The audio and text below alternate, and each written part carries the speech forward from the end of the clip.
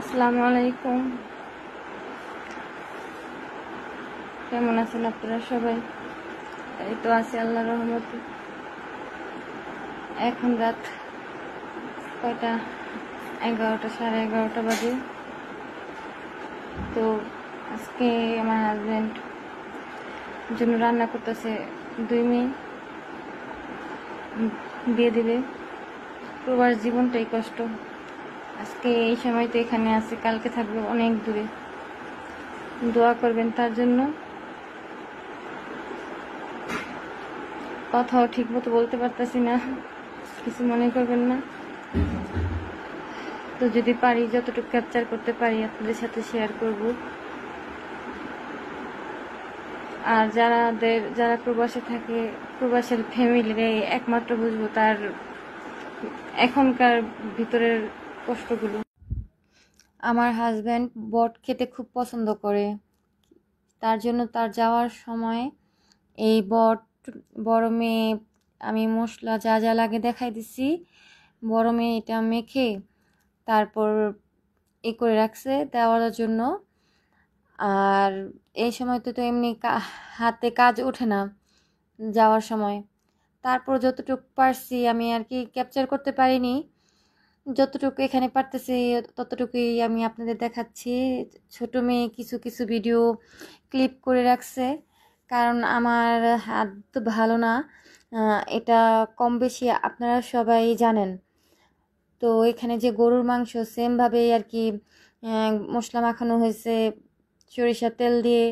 তবে মেয়ের বাবা আর কি নিতে চায় না, মেয়ের কষ্ট হবে, আমাদের কষ্ট হবে, তো এগুলো আমরা খুব জোর করে আর কি দিয়ে দিচ্ছি। কারণ এই সময়তে মন মানসিকতা সবার অনেক খারাপ থাকে, ভালো লাগে না। যারা প্রবাসে থাকেন তারাই তো এগুলার ফিলিংসটা বুঝবেন। তো আমাদের সব কিছুতে আর কি ঠিক মতো কোনো কিছু ক্লিপ নিতে পারিনি। এটা হচ্ছে তার যাওয়ার রাত্রে খাওয়ার জন্য আর কি রান্না করা। তো এই চিংড়ি মাছটা ভুনা করছিলাম, তারপরে আরও রান্না আছে। ছোট মাছ রান্না করছিলাম, এটা যেন কি মাছ বলে, যে ছোট যে কাজুলি মাছ না কি মাছ যেন বলে, আমার সঠিক এখন মনে আসতেছে না। ছোট মাছ রান্না করছি। তারপর আর এই সময় তো তার খাওয়া যায় না, এই সময়তে খাওয়া যায় না। আর দয়া করে আমার রান্না নিয়ে আপনারা কেউ জাজ করবেন না। রান্নাঘর আশেপাশে একটু মেসি হয়ে আছে, এই সময়তে পরিপাটিভাবে কোনো কিছু করা যায় না। তো এখানে চাপা শুটকি ভুনা তার জন্য সে খুব পছন্দ করে, কিন্তু আমার কষ্ট হয় দেখে সে একদম আমাকে ডাকতেছে, এখানে আসো, তুমি ঘামা যাচ্ছ, এখানে পাশে এসে বসো। কিন্তু আমার তো মনে চায় যে সব কিছু করে খাওয়াই, কিন্তু সে কোনো কিছুই না। এগুলো অনেক লুকায় লুকায় করা হয়েছে, লুকায় লুকায় করা হয়েছে তাকে দেওয়ার জন্য, যেন যে কিছুদিন যেন খেতে পারে, কারণ তারও মন খারাপ এই সময়টা।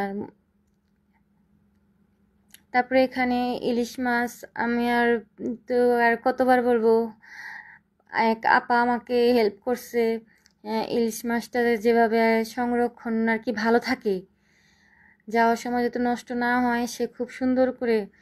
আসলে আমি মানুষগুলো খুব ভালো পাইছি, আমার আশেপাশে যারা আছে আমার বিপদের সময়তে তারা সব সময় আমার সাথে থাকে।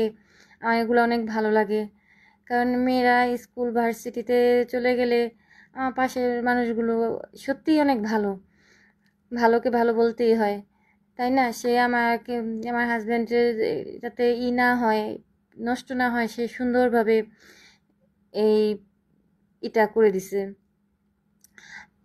মাছটা প্রসেসিং করে দিচ্ছে। আর এখানে অনেক বড় একটা কাতলা মাছের মাথা, সে কয়েকবারই বলছি খাও খাও খাও, বলছে যে না সবাই আমরা একসাথে মিলে খাবো, কিন্তু যাওয়ার সময় কি খাওয়া হয়, খেতেই পাই নাই ওইটা। তারপর আমরা আমাদের মুখে আর যায় নাই, ওইটা হেল্পিং হ্যান্ড আপাকে আর কি দেওয়া হয়ে গেছে, আমরা খেতে পারিনি ওইটা। আর এই যে দুধ, আর এই তো দুধ জাল করে পুটিন বানানো হয়েছে, কিন্তু সেই পুটিন খেয়ে খুব মজা লাগছে তার কাছে। কিন্তু আগে বলছিলাম তাকে পুটিন খাওয়াবো, কিন্তু সে না করছে। তখন আমার কষ্ট হবে বলে আমাকে বানাতে দেয়নি। এখন বানিয়ে দিছি, খেয়েছে, কিন্তু তৃপ্তি মিটিয়ে খেতে পারেনি। তখন দেখেন কতটাই না কষ্ট লাগে। তো আমার ভিডিও যদি ভালো লাগে থাকে লাইক কমেন্ট শেয়ার করে দিবেন। এভাবেই আমাকে সাপোর্ট করবেন, দোয়া করবেন আমার জন্য, আমার পুরো ফ্যামিলি, আমার হাজব্যান্ডের জন্য। আসসালামু আলাইকুম।